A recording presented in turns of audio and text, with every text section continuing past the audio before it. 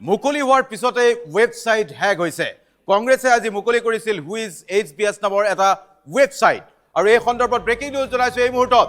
কংগ্ৰেছে মুকলি কৰা ৱেবছাইট মুকলিৰ পিছতে অন্তৰ্ধান হৈছে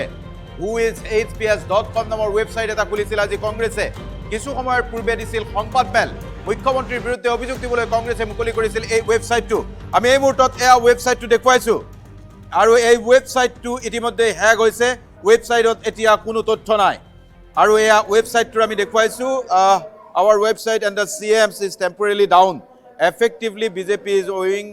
the crimes of Himanta Biswa Sarma এই ধৰণৰ কথা লিখা আছে অৰ্থাৎ এই যেটো ৱেবছাইট এই ৱেবছাইটটো হেক হোৱা বুলি এতিয়া কংগ্ৰেছে দাবী কৰিছে আমি মৃগাংকৰ সৈতে কথা পাতিবলৈ চেষ্টা কৰিম মৃগাংক এটা ৱেবছাইট হেক হৈছে এটা সৰু বিষয় আজিৰ তাৰিখত এনেকুৱা এটা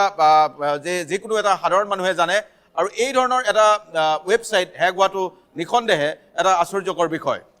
প্ৰথম অৱস্থাত এতিয়া whoishbs.com এই ৱেবছাইটটো এতিয়া এভেইলেবল কিছু সময়ৰ পূৰ্বে 10-15 মিনিট পূৰ্বে প্ৰথম অৱস্থাত ৱেবছাইটটো আছিল whoishbs.com যেতিয়া আমি এই URL-টো সাৰ্চ কৰিলে ৱেবছাইটটো খোল খাইছিল কিন্তু তাৰ পৰৱৰ্তী সময়ত এইখন নাছিলে ইয়াৰ পৰিৱৰ্তে আছিলে হুইজ পাইজান বুলি এটা বাৰ্তা বেটাৰ লাক নেক্সট টাইম পাইজান বুলি এটা বাৰ্তা আহিছিল সেই বাৰ্তাটোৰ পিছত সন্দেহ কৰা হৈছিল যে এই ৱেবছাইটটো হেক কৰা হৈছিল এলৈ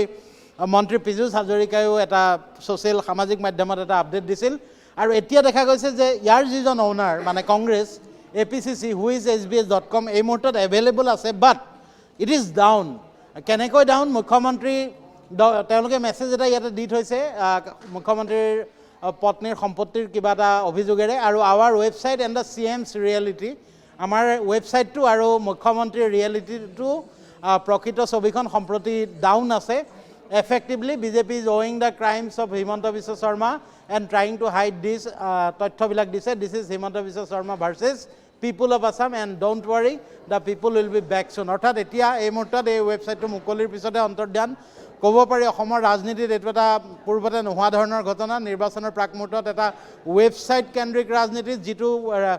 বিৰোধী দলে মুখ্যমন্ত্ৰীৰ সম্পত্তি বা তেওঁৰ বিৰুদ্ধে থকা অভিযোগক লৈ এই ৱেবছাইটটো মুকলি কৰিছিল কিন্তু কাৰ্যত এই ৱেবছাইটটোক লৈ এতিয়া হেকাৰো সক্ৰিয় কংগ্ৰেছো সক্ৰিয় বিজেপিও সক্ৰিয়